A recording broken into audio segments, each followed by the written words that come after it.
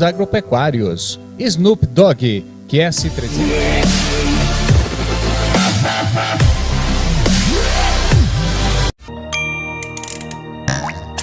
Primeiro lugar absoluta.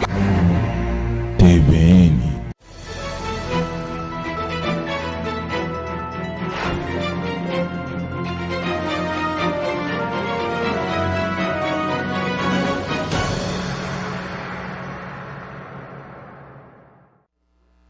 Seja bem-vindo a mais um programa Tempos de Mudança, um programa TVN Brasil com parcerias com a BR Global News para os estados do Rio de Janeiro, Espírito Santo e Minas Gerais, publicitária Rosane Batalha. E também canal 14 da NET para a cidade de Anápolis, estado de Goiás, publicitário Fernando Dutra. Agradecemos também a participação da Ali Abdu, da TV Channel Network, que também vai estar transmitindo o nosso programa. Agradecemos a parceria de todos e neste momento nós teremos duas convidadas muito especiais em nosso programa hoje. A Selma Tristão, que é cantora gospel, missionária e embaixadora da paz, tem feito um grande trabalho em São Paulo. Boa noite, Selma Tristão, tudo bem?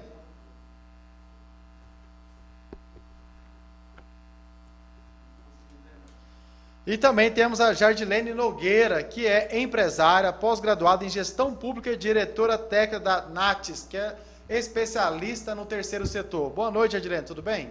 Tudo jóia, boa noite. Então é um prazer tê-las aqui em nosso programa hoje. Estamos aguardando aqui a Selma Tristão conseguir fazer, né, a sua participação através do link. Ela está em São Paulo e nós estamos aqui em Brasília. Hoje São Paulo está aí com lockdown complicado, difícil a situação dos paulistas. Jardilene, eu queria que você pudesse falar para nós, explicar um pouco sobre o terceiro setor. Como é que fica essa situação do terceiro setor? O que é para as pessoas que não entendem? Bem, o terceiro setor, ele é denominado hoje a representatividade das organizações da sociedade civil. Muito se fala, para entender toda essa dimensão desse segmento do terceiro setor, a gente tem a figura do primeiro setor, que é o Estado, e a figura do segundo setor, que são as empresas.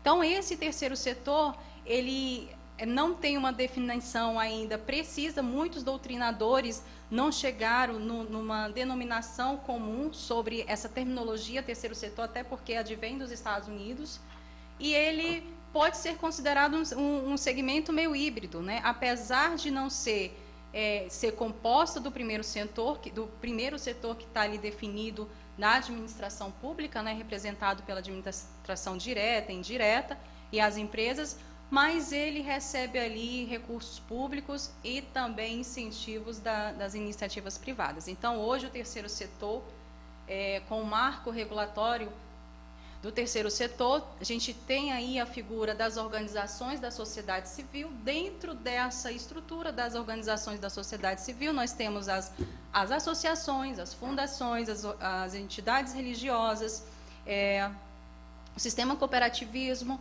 Então, essas entidades hoje representam aí a figura do terceiro setor. É aquela entidade sem finalidade lucrativa, né, que é caracterizada pelo sistema filantrópico, que hoje estão desenvolvendo programas e projetos ou atividades nas comunidades, isso correlacionado às associações. Então, aí, para quem viu, né, muita coisa aí que está ligada ao terceiro setor, né, que faz um trabalho, às vezes, que faz muita diferença dentro da sociedade, principalmente aquelas ONGs que têm trabalhos sociais, desenvolve muita coisa, né? Justamente. Selma Tristão, tudo bem? Seja bem-vindo ao nosso programa. Boa noite, tudo bom? Obrigado pela honra, né, pela oportunidade de participar desse programa abençoador, tem sido abençoador para muitas vidas, muitas pessoas com informações que hoje, né, nos representa e faz parte para que nós possamos estar antenados, né, que está acontecendo em nosso redor. Cantora excepcional, tem uma voz muito bonita que, dando tudo certo, aí no final vai nos prestigiar com uma linda canção. Selma, eu queria que você pudesse falar um pouco do marco da sua carreira, né, suas apresentações, como é que veio essa ideia de começar a cantar? Olha, se eu for contar tudo, nós vamos ficar aqui a noite toda, mas vamos resumir. Na verdade, a minha carreira, ela se iniciou desde os meus 5 anos de idade. Eu cresci no berço evangélico, onde os meus pais, meu pai era maestro musical, então, tomava conta de uma grande orquestra, musical falando, tanto da parte de coral e banda. E eu acho que acredito, não somente eu, mas meus 10 irmãos, também que fizeram parte dessa carreira, desde o início, já tem a música na veia, já trouxemos a musicalidade na veia. E aos meus 5 anos de idade, eu digo que começou aos 5 porque foi aí que eu iniciei. Eu já cantava na igreja, em eventos grandes, como consagração de ministério, cultos aos domingos, e fui crescendo envolvido, quanto mais na música, ouvindo também meus irmãos que tinham uma banda, e fui influenciando. Com os 12 anos eu entrei no coral da igreja, fazia parte, não queria, mas tive que enfrentar o desafio e fiquei como solista, para dias de casamento, eventos como casamento, cerimônia, e dali fui crescendo o desejo muito mais, em questão de querer cantar, louvar, e adquirindo também uma experiência, porque eu falo, hoje não basta somente cantar, você tem que ter uma experiência musical, você tem que ter uma história, tem que ter uma raiz. E começou assim, e daí não parei, Fiz parte do Raiz Coral, da banda Hebreus, que era a banda que eu fazia parte, como solista, como back, vocal. E depois de um bom tempo, com a musicalidade, foi crescendo cada vez mais o desejo, aonde nasceu o meu trabalho solo. É um trabalho que eu fiz, o primeiro se chama Lágrimas de Adoração, e daí para lá não parei, só foi crescendo, e cada vez mais experiência que eu tive em apresentações, com o trabalho também do primeiro CD, que foi meu xodó, foi uma experiência, foi um marco para mim, foi quando eu consegui realizar, o meu primeiro CD. E dali as oportunidades foi surgindo. Nós vamos aprimorando, para que possa cada vez mais cresça. Você não para somente ali no CD, que a música, a vida do músico, ou do cantor, ele não para somente no CD, mas sim em viagens, eventos, apresentações, e aqui estou até hoje. Então, para a minha vida musical falando, o marco foi o meu CD, o primeiro CD que saiu, e as experiências que eu tenho carregado nas apresentações por onde eu passo. Realmente importante, a pessoa ela começa muitas vezes como criança, e através ali, às vezes mesmo não querendo, e vai trabalhando, e com certeza, com longo passo, se ela tem talento, ela vai conseguir chegar a um grande resultado. E tá aí a Selma Tristão, que tem participado de grandes eventos aí musicais, inclusive aí até participou de um coral de 1000 vozes em São Paulo, em um grande evento no Palestra Itália. Então, é uma cantora realmente de muito sucesso, vai estar falando conosco hoje todo o programa. Estamos aqui também com a Jardilene, que falou, explicou um pouco para nós sobre o terceiro setor. A gente sabe que é muito importante o terceiro setor, porque ele dá muitas oportunidades para as pessoas, através das associações, ONGs, e OCIPs. Pode explicar para a gente qual a diferença entre elas, qual que é o papel que cada um tem dentro da sociedade? Então, eu vou frisar aqui um doutrinador chamado Salomão Anier. Dentro ainda dessa estrutura do terceiro setor, ele aponta 5 tópicos que é relevante hoje destacar. Formalmente, como é que elas são constituídas? Hoje, a questão desse rol, dessas entidades do terceiro setor, como já dito, que são o Sistema S, as entidades religiosas, o sistema cooperativismo, as associações, as fundações, hoje eu vou me ater somente às associações. Quando trata-se de associação, tem as nomenclaturas, e essas nomenclaturas, muitos conhecidas, que são as organizações não governamentais. Então, uma associação não governamental é uma associação, de acordo com o Código Civil. Então, essas associações, elas têm as nomenclaturas. Pode ser uma ONG, um instituto, uma entidade, são nomenclaturas. Dentro ainda desse rol das associações, a gente tem as titularidades, no caso de uma OCIP. A OCIP ela é uma titularidade que, quando uma associação completa 3 anos de CNPJ, ela requer essa titularidade perante o Ministério da Justiça, porque quanto a associação faz esse pedido perante esse órgão público, ela passa a ter alguns benefícios. A questão ainda das associações, elas também podem requerer os certificados, que aí são os certificados de assistência social. Quando uma associação ela tem a sua área de atuação assistencial, educacional ou da saúde, hoje ela pode fazer essa solicitação desse certificado para quê? Dentro dos segmentos do setor tributário, das entidades, elas são imunes e isentas.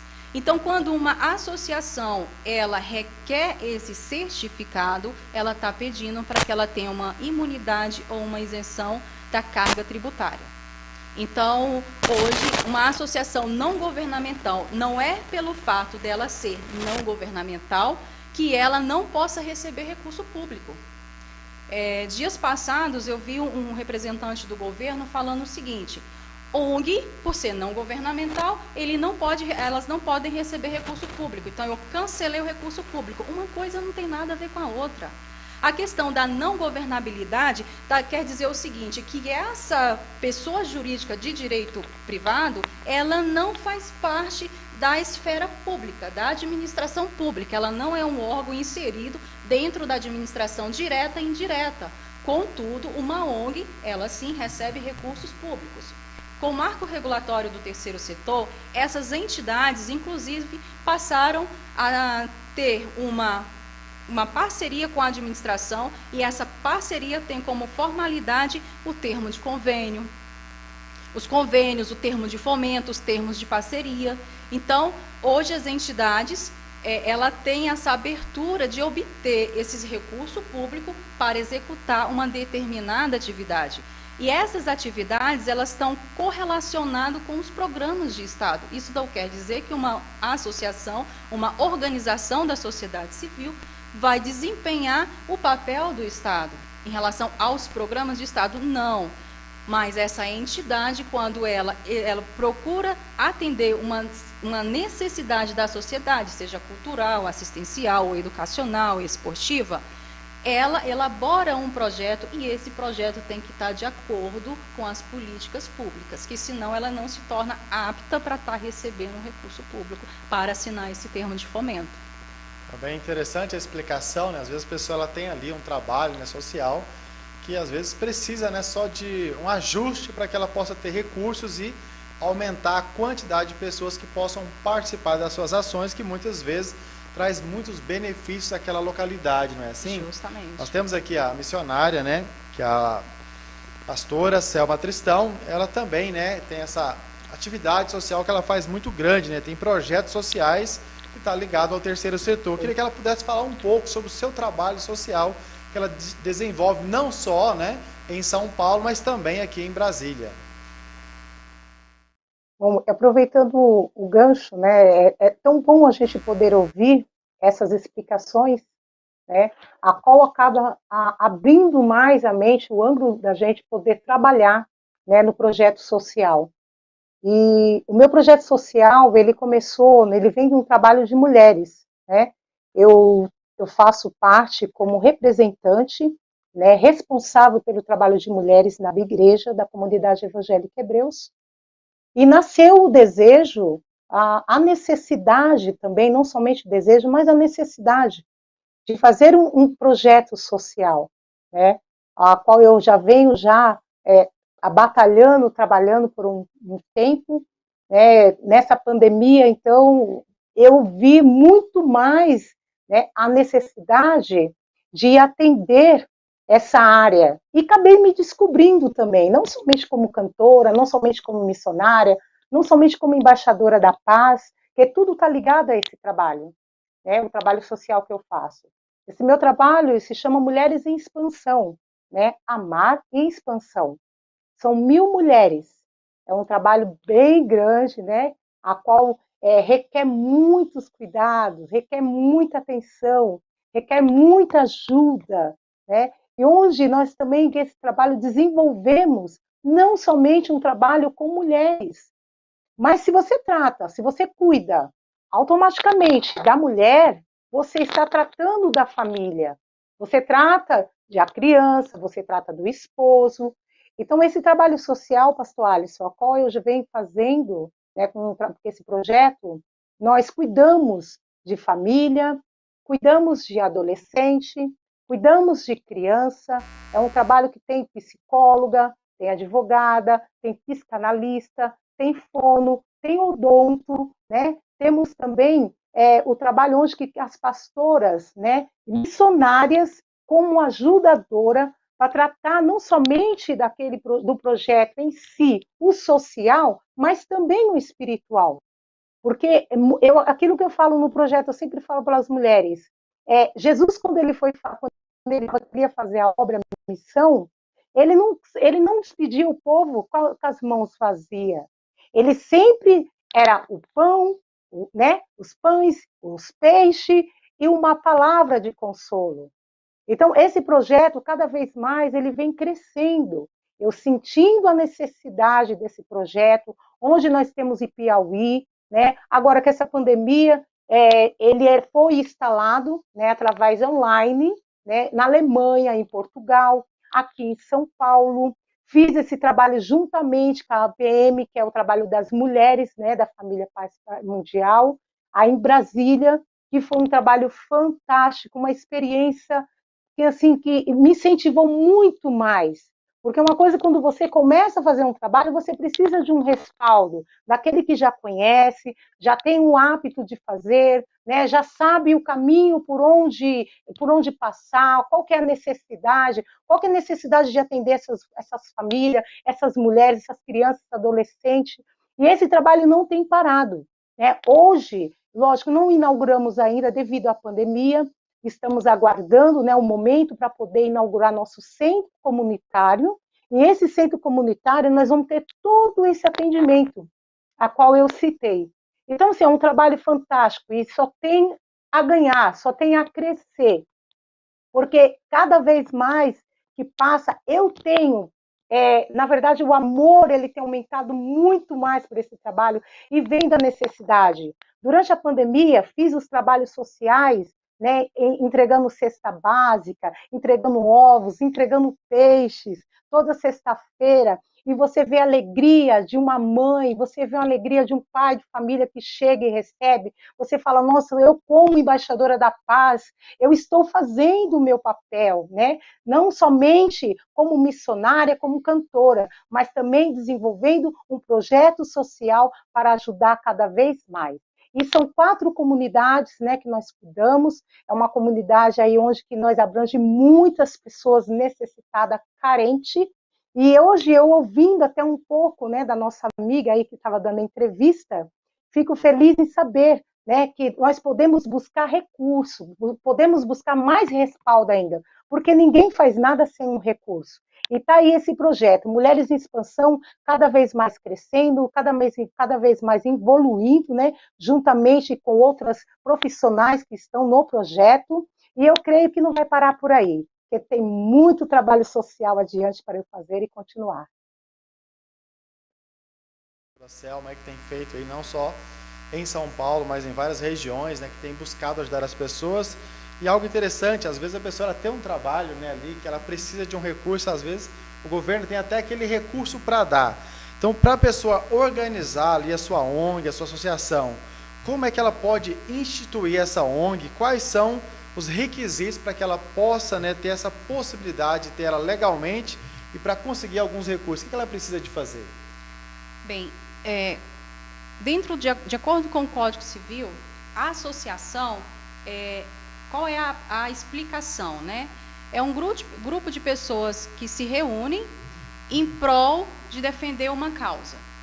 Então, quando esse grupo de pessoas se reúne para instituir um CNPJ da Associação da Sociedade Civil, ou como instituto, ou como ONG, ou como a própria palavra associação, eles têm que observar alguns critérios legais. Primeiro deles, definir quem são as pessoas responsáveis para compor o estatuto. Em regra geral, na prática hoje, recomenda-se pelo menos 6 pessoas. Quem são as figuras desses membros estatutários?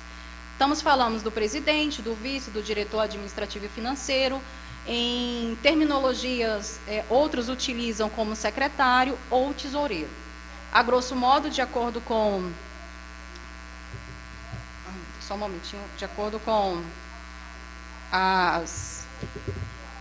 Ai, desculpa. Pronto. De acordo com a doutrina, hoje pode-se colocar aí a figura do diretor administrativo financeiro e 3 conselheiros fiscais. Então, fechando essa parte de quem são as pessoas competentes para compor o estatuto social, o segundo passo é verificar se aquele endereço no qual a entidade vai funcionar, se é apto a ter a legalidade das atividades da entidade. Como é que eu verifico isso? Bem, primeiro você tem que procurar, se for aqui em Brasília, procura a sua região administrativa. O contador ele vai fazer um pedido de viabilidade desse endereço. O endereço passou, ótimo. Então, qual é o próximo passo? Fazer uma reunião. Essa reunião dá-se o nome de Assembleia Geral Ordinária. Ordinária por quê? Porque eu estou dando o primeiro passo para instituir uma associação. Esse grupo se reúne junto com aqueles que querem já ser os associados. Dentro desse quadro dos associados, a gente tem algumas nomenclaturas. Que tipos de associados são esses? Aqueles que serão os associados que vão contribuir com contribuição financeira para com a entidade, aquele associado voluntário. Então, eles definem quem são esse grupo de associados. Lembrando que o estatuto tem que estar de acordo com o Código Civil e também de acordo com o marco regulatório do terceiro setor. Definiu o endereço, definiu as pessoas, vamos formalizar esse estatuto, fazer essa Assembleia Geral Ordinária, aonde que se faz a eleição desses membros e aí eles definem quanto tempo eles vão ficar naquele cargo. 4 anos, 6 anos, 10 anos? É importante ressaltar que as associações hoje elas têm autonomia administrativa, financeira, patrimonial. Então o Estado não vai impor diretrizes para não vai impor regras para essas entidades. Ele tem as normas, essas normativas, essas entidades têm que seguir, porque se não seguir tem algumas penalidades. Então, depois de formalizado esse estatuto, depois de realizar essa Assembleia Geral, esse grupo de pessoas levam esse documento para um cartório. Aonde que se faz o registro da pessoa jurídica de uma associação? É no cartório.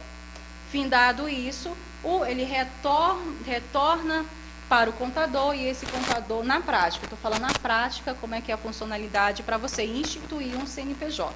Retorna o contador e o contador ali vai fazer o cadastro da pessoa jurídica perante os órgãos pertinentes. Para quem já tem uma instituição, o que ele tem que observar? Aí entra naquelas necessidades que as entidades precisam atender para receber recurso público. Tá, mas ela tem que atender esses requisitos legais somente para ter recurso público? Não. Hoje as empresas que são patrocinadoras de alguns projetos sociais, elas também já estão exigindo essas diretrizes. Por quê?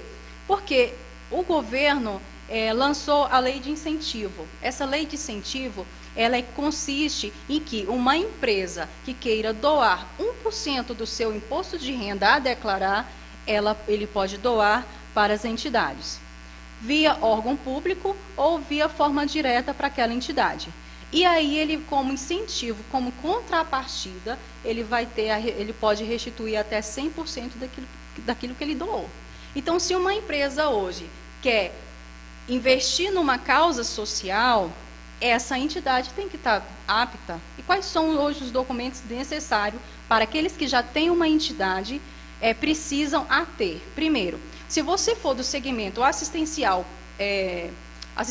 educacional e da saúde, você precisa obter o certificado de assistência social, para que você atende um dos requisitos legais. Janderleine, a minha entidade é voltada para a cultura, voltada para o esporte. É obrigatório solicitar esse certificado de assistência social? Não, porque o teu segmento enquanto entidade é outro. Titularidade de OCIP, né? Muitas pessoas fazem essa confusão, eu já posso instituir uma OCIP? Não, a OCIP ela é uma titularidade concedida pelo Ministério da Justiça quando uma entidade completa ali 3 anos. Qual é o benefício hoje de ter essa titularidade? Uma delas é em questão à carga tributária. Então, eu posso ser isenta de alguns impostos quando eu tenho essa titularidade. As outras vantagens que existiam em relação a ter uma OCIP, com o marco regulatório do terceiro setor, acabou que essa lei do marco regulatório ampliou os benefícios para as entidades do terceiro setor. Um deles é a questão do termo de fomento. E como é que é esse termo de fomento? É quando uma entidade solicita um recurso público e esse recurso público é direcionado para uma secretaria ou para um órgão público e aquela entidade vai assinar essa espécie de contrato, né, um termo de fomento, com a administração pública. E ali a secretaria, o órgão, direciona esse recurso para que a entidade execute aquele projeto por um determinado período. Então, outros detalhes importantes, ainda enquanto você é entidade, ficar atento às suas declarações, fique sempre verificando junto com o seu contador a questão das declarações a cada 3 meses. Eu me deparo com situações de entidades que, quando tem essa liberação do recurso, eles não conseguem, de fato, fazer receber esse recurso na sua entidade, porque ele não se ateu a algumas irregularidades. Uma delas é as declarações que o contador tem que fazer. Outro detalhe que eu sempre recomendo para as entidades é a questão de formas de contratação de mão de obra e também a questão da remuneração dos dirigentes. Então, são muitos assuntos que a entidade hoje precisa ter uma cautela para ela não perder esses recursos públicos. Ver qual é a área de atuação dela, se ela tem um projeto, focar naquele projeto, fazer toda uma gestão deste projeto, uma gestão da sua entidade, gestão da documentação, se o estatuto está de acordo com a lei da Miroski, a vigência das atas. Eu já me deparei com entidades que, infelizmente, a ata estava vencida e ela não conseguiu nem fazer uma movimentação bancária e tinha recebimentos de doações. Então, se você não fica atenta à sua ata, em quanto tempo, eu estou falando a ata em relação ao mandado dos dirigentes do estatuto, né? Porque a gente também tem as outras atas, qualquer uma outra atuação, reunião que uma entidade faça, ela também precisa levar isso uma ata, que são aí as assembleias extraordinárias. Quero demandar um assunto que não é a cada 4 anos, porém, eu tenho que fazer o registro disso. Declarações, recebimentos de doações, elas também têm que declarar, informar para o seu contador, quanto que ela recebeu de doação, recebi roupas, ela tem que informar para a contabilidade da sua entidade e fazer o valor numerário daquela doação. Porque se entrou, tem que ter uma saída. Né? Então, a gente pega alguns balanços contábeis das entidades e, por mais que ela às vezes não tenha recebimento financeiro, ela teve recebimentos de bens. Móveis, foi computadores, foram mesas. Então, essas doações, elas têm que sim ser agregado um valor, preencher um formulário e para que seja repassado para a sua contabilidade, para que você lá na frente não perca uma oportunidade de recurso porque não está atento à parte contábil da sua entidade. Então, aí, muito esclarecedor, né? A Jardel tem mostrado muitas questões importantes para o terceiro setor. Agradecemos aí a participação do professor Délio, né? Presidente da Federação de Karatê Semi-Contábil do Estado de Goiás, com mais de 56 cidades filiadas.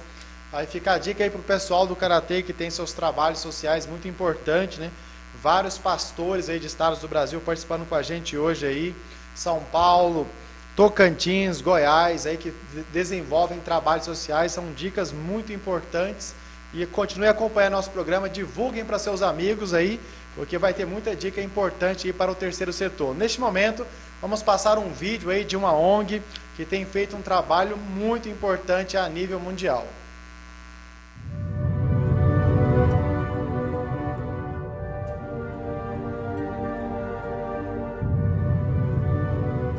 No século XX, a era da civilização material, o rápido avanço da ciência e da tecnologia permitiram que o individualismo extremo se tornasse desenfreado. A pornografia, a violência, o sexo livre e as drogas desmantelaram a família. A juventude foi empurrada para um mundo frio e escuro. No século XXI, precisamos de uma abordagem equilibrada, mais mentalidade pública e menos destruição e divisão. Em 2015, a ONU definiu 17 Objetivos de Desenvolvimento Sustentável e pediu a participação global. Qual é então a chave de um desenvolvimento harmonioso e sustentável?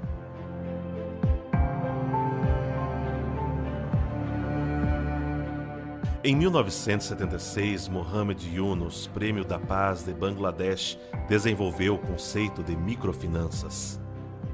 O microfinanciamento produziu resultados sustentáveis. O conceito se espalhou para 140 nações globalmente para aliviar a pobreza, fornecendo empréstimos para pequenas unidades sociais e ensinando sobre a responsabilidade coletiva. Antes disso, o Dr. Samia Moon e sua esposa, a Dra. Hakja Hamun, aplicaram esse conceito em sua busca pela paz mundial.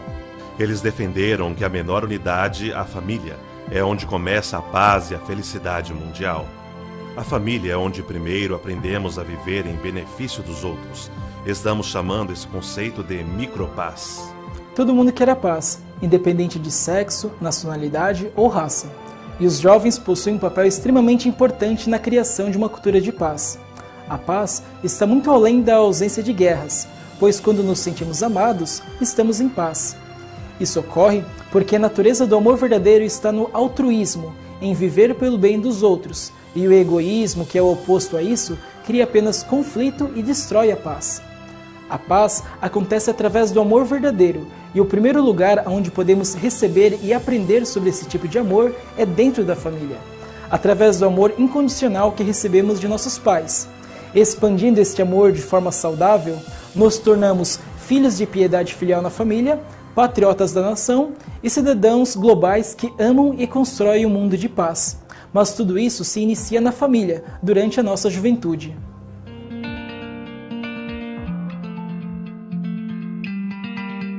A maior paz que brota da menor unidade, uma família humana sob Deus.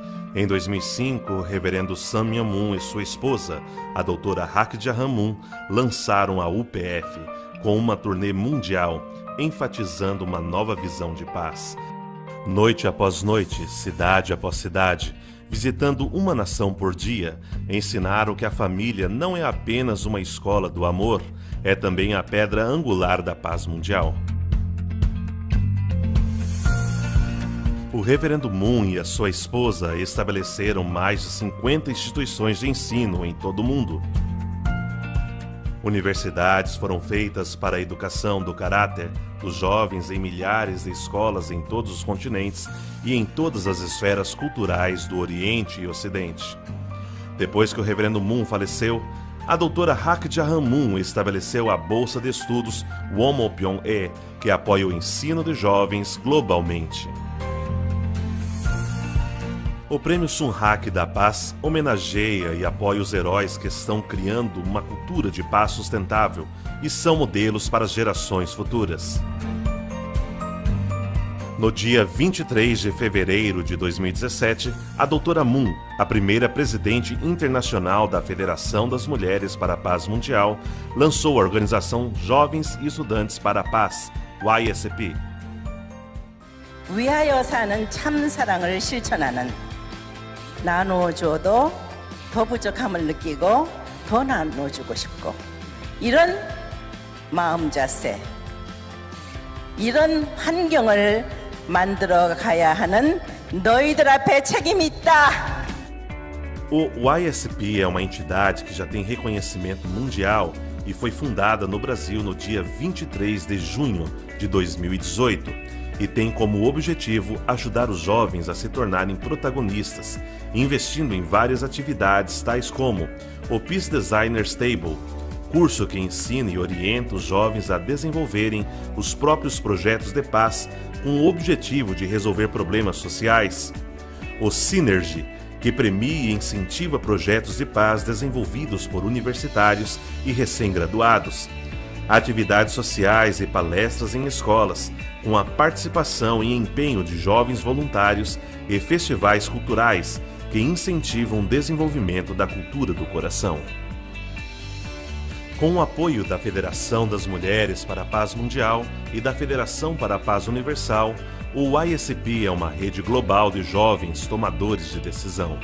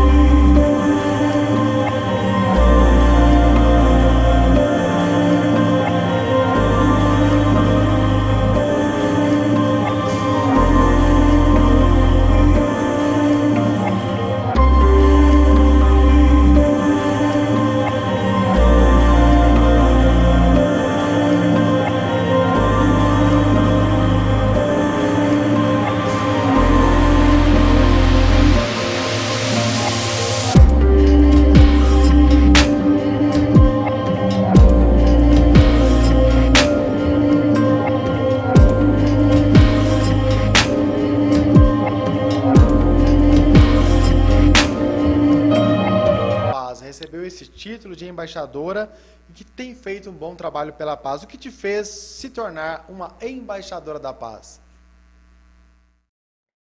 Primeiro é o desafio.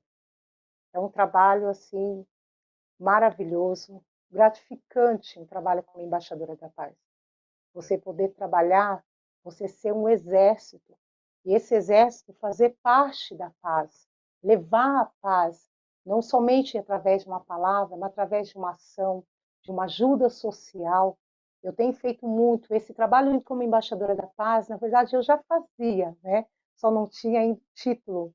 Eu venho fazendo em várias cidades por onde eu passei, né? Sem imaginar que eu já era uma embaixadora da paz, ajudando as pessoas. Quando eu ia cantar em alguns lugares, eu ia convidada como cantora, eu acabava exercendo a minha função como embaixadora da paz, sem receber o título, volto a dizer, porque eu já era uma embaixadora, a embaixadora de Cristo, a embaixadora da paz. Onde você pode chegar, você desenvolve o seu trabalho, poder ajudar uma família a se conhecer, poder resolver uma situação, né, levando a esperança para a pessoa, para uma família, né, sabendo a pessoa sabendo que tem alguém que está sendo o intermediário através de um trabalho da paz. Isso é gratificante. Eu fiz um trabalho na Allianz Parque, o senhor citou esse trabalho que foi feito. Ali eu pude ter a minha experiência como embaixadora da paz, né, onde eu pude intermediar, né, numa situação muito difícil, numa situação, posso dizer, de guerra, né, e onde eu pude levar a paz através do quê? Através da minha persistência, através do meu trabalho, através da minha palavra, através da minha postura, né, como evangélica, cristã, né, serva do Deus Altíssimo. E foi assim uma experiência que marcou muito, marcou muito. E quando eu vi aquele trabalho que a qual eu fiz no Allianz Parque, com 1000 vozes, aquele evento, né, gigantesco, gigantesco, mundial falando, quando eu vi aquele coral cantando, né, onde teve várias tormentas, né, antes da vitória, quando eu pude perceber, eu regendo aquele coral com 1000 vozes, aquele estádio todinho cantando, vencendo, vem Jesus, ali eu pude ver o resultado de um trabalho como embaixadora da paz.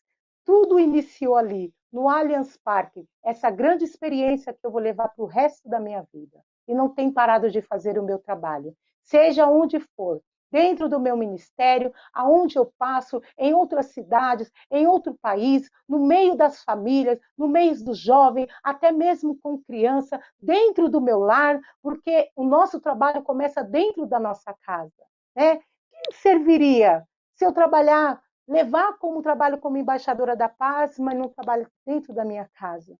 Então, eu falo com toda a proporção nas minhas palavras, sou embaixadora da paz, sou embaixadora de Cristo, defendo a paz, defendo a família, defendo sim o amor e a paz mundial para todos. Selma Tristão, que tem feito um grande trabalho aí pela paz.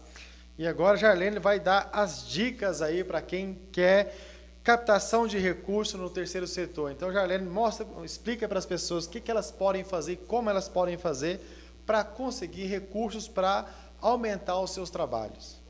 Bem, hoje as entidades, dentro desse contexto da captação de recursos, nós temos várias frentes. A primeira frente é o próprio governo. Quais são as relações que uma entidade tem com o governo para ter o recebimento de um recurso público? Então, ela tenta atender alguns critérios, atendeu esses critérios, ela está apta a estar recebendo essa primeira forma de captação de recurso, que é com a administração pública. Outra forma que as entidades podem também viabilizar recursos públicos é estruturar um projeto, fazer desse projeto o marketing da sua entidade e oferecer para as empresas, para que a empresa queira ter a sua marca enquanto empresa naquele projeto. Por que uma empresa vai querer divulgar aquele projeto social? Então, a primeira dica que eu deixo é: você define um projeto, trabalhe em cima desse projeto. A imagem visual não é o projeto técnico, não estou falando aqui do plano de trabalho, estou falando do projeto visual. Estou falando das ferramentas do marketing, principalmente do marketing digital, para você fomentar esse projeto nas redes sociais. Uma outra ferramenta que hoje está se tornando de certa forma primordial é a tecnologia, a informática, a internet. Então, por meio da internet hoje, você consegue, depois de elaborado um bom projeto visual, solicitar apoiadores daquela causa, doadores, apoiadores, para que eles incentivem cada vez mais aquele projeto e estender não somente na sua região, mas em outros estados. Então, temos as frentes principais, aí tem o Estado, temos as empresas e também temos outro segmento de captação de recursos, que são as publicações dos editais. Quem são essas empresas ou essas empresas públicas ou empresas privadas que fazem a publicação de editais, chamamento para que essas entidades apresentem seus projetos, para que elas desenvolvam cada vez mais ações nas suas comunidades.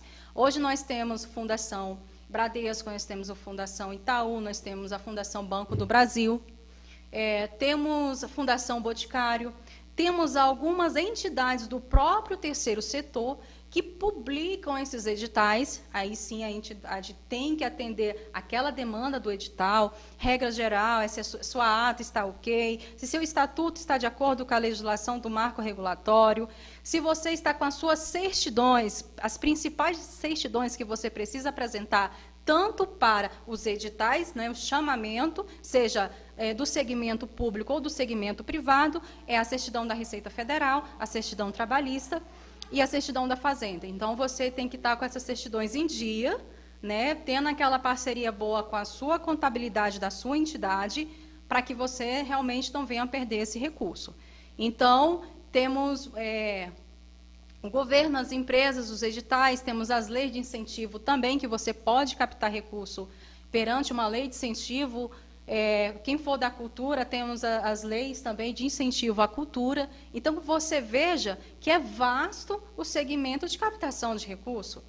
Diante dessa situação que nós estamos enfrentando da pandemia, muito se tem publicações de editais para que você, entidade, elabore um projeto que esteja ou que se adeque a essa situação da pandemia e que essa entidade ela não possa, de fato, parar de levar ali aquela comunidade, principalmente a comunidade vulnerável, projetos para que ou seja, qual for o público, criança, adolescente, jovem, mulher, não parem com as suas atividades. Então, nós temos muitas frentes de captação de recurso. Hoje, aqui em Brasília, nós temos o Núcleo de Atendimento ao Terceiro Setor, nós temos uma equipe técnica que nós fazemos essas vias de captação de recursos para as entidades aqui em Brasília. Temos várias entidades que hoje já nos procuram para atender a questão da gestão da documentação, verificar quais são as formas de captação de recurso, como eu, enquanto entidade, posso impulsionar um projeto meu para que esse projeto se torne visível para um patrocinador, um doador, um investidor para aquela ação. Então, temos muitas frentes de captação de recurso, basta você, entidade, realmente seguir alguns parâmetros aí de gestão, se adequar aos requisitos legais que você, com certeza, consegue obter recurso. A entidade, não vou dizer que seja um segmento fácil, porque quando nós falamos em atender requisitos, nós estamos falando de normativas, né? Então, se uma entidade hoje não consegue atender, infelizmente, ela não consegue também captar. Então, é fundamental hoje você, entidade, passe a olhar tua entidade como um passo de cada vez. O que eu posso melhorar? Até porque uma entidade não deixa de ser uma empresa, né? Se a gente vê ali como é a funcionalidade de uma empresa, os departamentos, departamento de recursos humanos, contábil, de planejamento estratégico, então a gente sempre orienta que essas entidades criem os seus departamentos, por meio do seu regimento interno, né? Então, quem for ficar responsável ali pelo planejamento estratégico da sua entidade, quais são os projetos que eu vou lançar em campanhas? Campanhas para as entidades é fundamental, é um passo que vocês dão à frente para que vocês consigam, de fato, sim, obter esses recursos. E, diante da situação mesmo que estamos enfrentando, tem muitas publicações digitais. Talvez a captação de recurso via primeiro setor, que é o Estado, não esteja tão acessível, né? Porque nós estamos aí diante de uma situação que a saúde requer muita atenção. Mas isso não quer dizer que as outras áreas também têm que deixar de lado, né? Mas, enfim, possa ser que esse primeiro momento não esteja tão assim viável, mas nós temos as outras frentes, né? Então, a captação de recursos, infelizmente, essa ONG não consegue ali fomentar o seu projeto, até para aqueles doadores. Infelizmente, eu tenho tido muitas reclamações que houve uma queda de doadores, né, em relação às entidades. E essa dificuldade que a entidade está passando está em todos os setores, né? Tanto o primeiro setor, o segundo também, que são as empresas, estão ali enfrentando as suas dificuldades, e, em consequência, como o terceiro setor está ali entre os dois setores, teve um impacto muito forte para essa entidade. E o que eu já peço aqui? Você, Estado, e você, empresa, não deixe de investir nas ações do terceiro setor. Como visto aqui durante toda a programação, é fundamental a atuação do terceiro setor na comunidade, é fundamental a representatividade dessas entidades nas causas sociais. E é muito interessante quando nós falamos sobre o terceiro setor, sobre o olhar para o terceiro setor. Quem são essas pessoas que, de fato, vestem uma camisa e vão defender uma bandeira? Nessa experiência que eu tenho de 10 anos com essas entidades, a maioria dos presidentes dessas entidades, ele sofreu uma violência. No caso da mulher, ela sofreu uma violência ou na infância, ou na adolescência, ou já na sua fase adulta, e ela conseguiu sair daquela situação, se levantou, se empoderou, então ela quer, de alguma forma, ajudar a mulher. Muitas associações voltadas para os jovens, por exemplo, no meu caso, por que eu defendo tanto o terceiro setor? Né? Eu venho de uma família muito humilde, na minha adolescência eu pude ser contemplada com os cursos gratuitos, então, de voluntariados.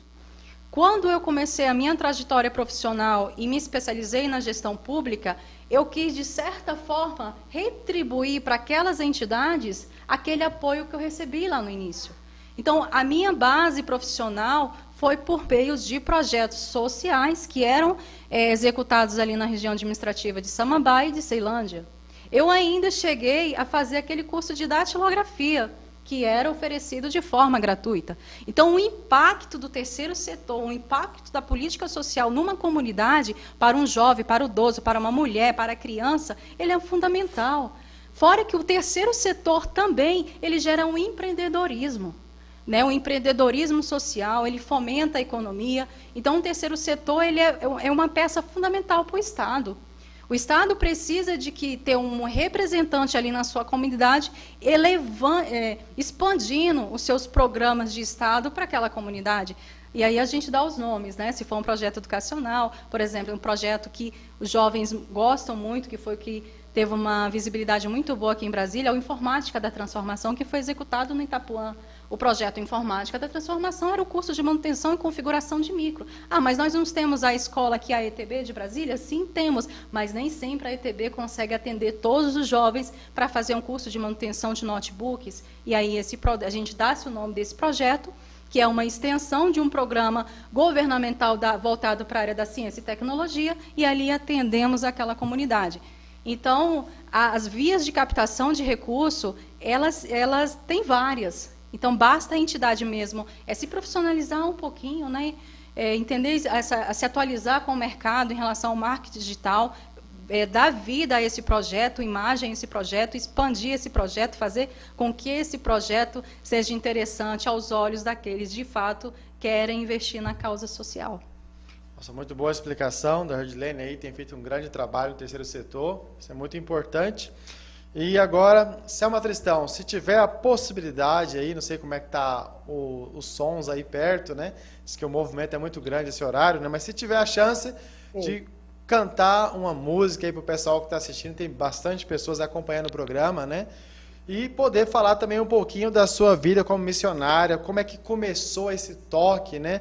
Essa vocação para essa área de querer ajudar o próximo e compartilhar a palavra.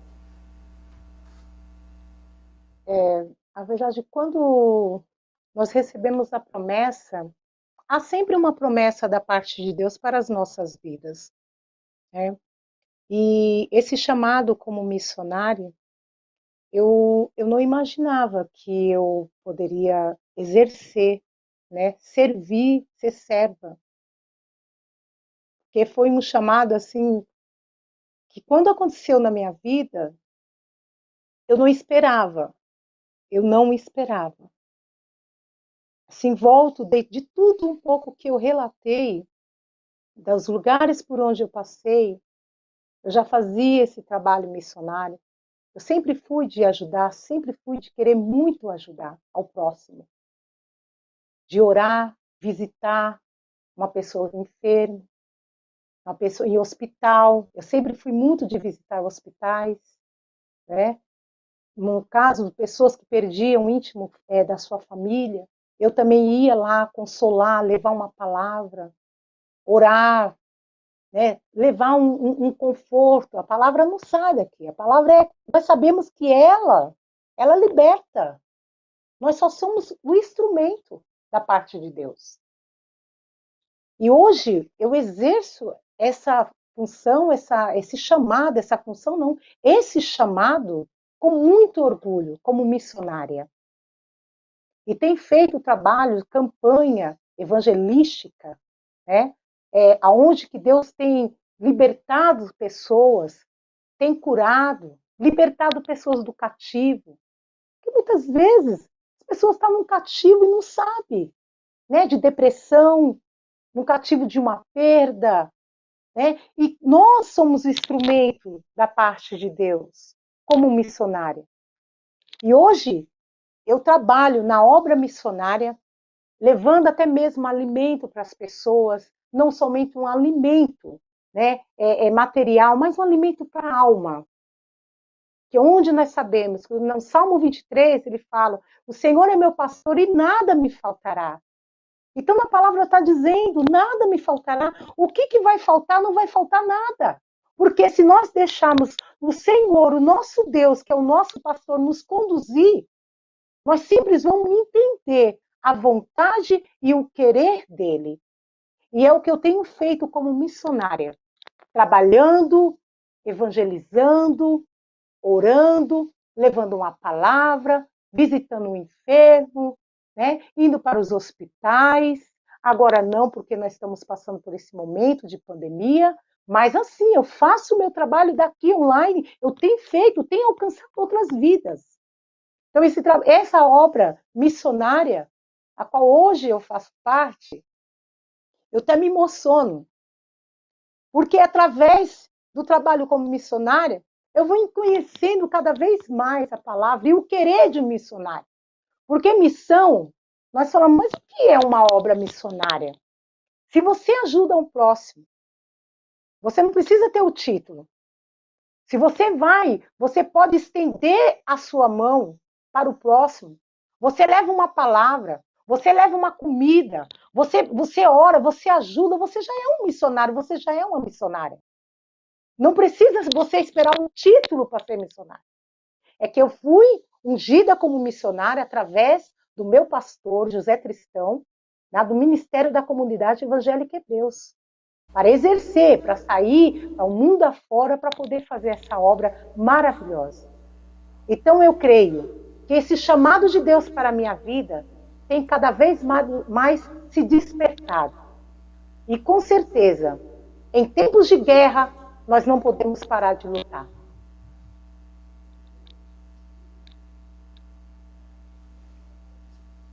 Nós tivemos aí com a Selma Tristão aí mostrando um grande trabalho. Nós estamos chegando ao final do programa. Gostaria de agradecer muito a presença da Selma Tristão e a Jordilane Nogueira, são especialistas em áreas diferentes aqui do terceiro setor, no trabalho social, cantora gospel, que deu seu grande testemunho. Gostaria que a Jordilane desse os seus comentários finais, deixasse o seu contato para aquela pessoa que quer aprender um pouco mais sobre o assunto, tá bom? Então, hoje eu deixo aqui um recado para as entidades que vocês continuem abraçando as causas sociais. Não é fácil, é um segmento que você tem que ter muito amor acima de tudo, porque os desafios são grandes. Acreditem na causa, acreditem no segmento, porque são pessoas que dependem dessa tua contribuição.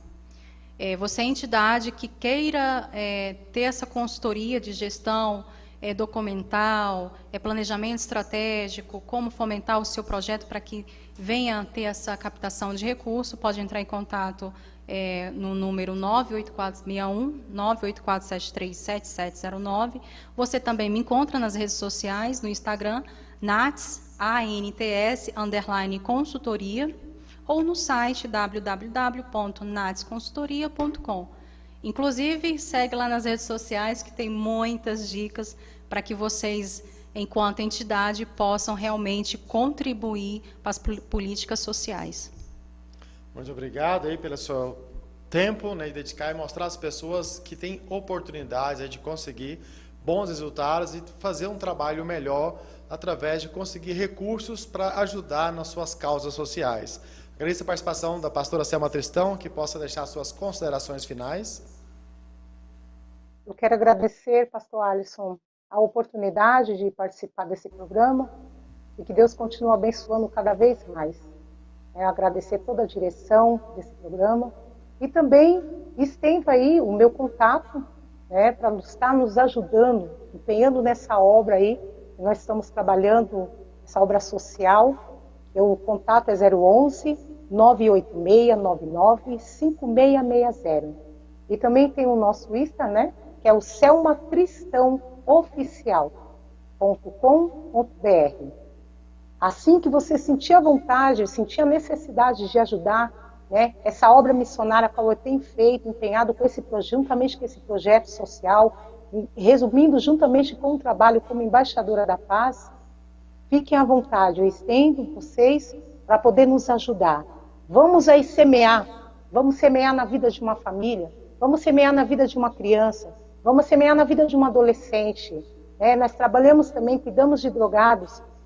Cada semeação que entra da sua parte, que você está semeando, pode ter certeza, você está alcançando e levantando uma vida. Eu agradeço muito pela oportunidade de hoje. Muito obrigado a participação de todos em nosso programa Tempos de Mudança. Agradeço muito, Selma Tristão e Jardilene, pelas suas explicações e o tempo de vocês para que possa ajudar as pessoas que estão necessitando nesse momento. Agradecemos muito a todos. Na próxima semana teremos um convidado internacional em nosso programa. Divulguem, publiquem nas redes sociais este evento que foi muito importante e juntos vamos construir um mundo melhor. A todos uma boa semana e até a próxima quinta.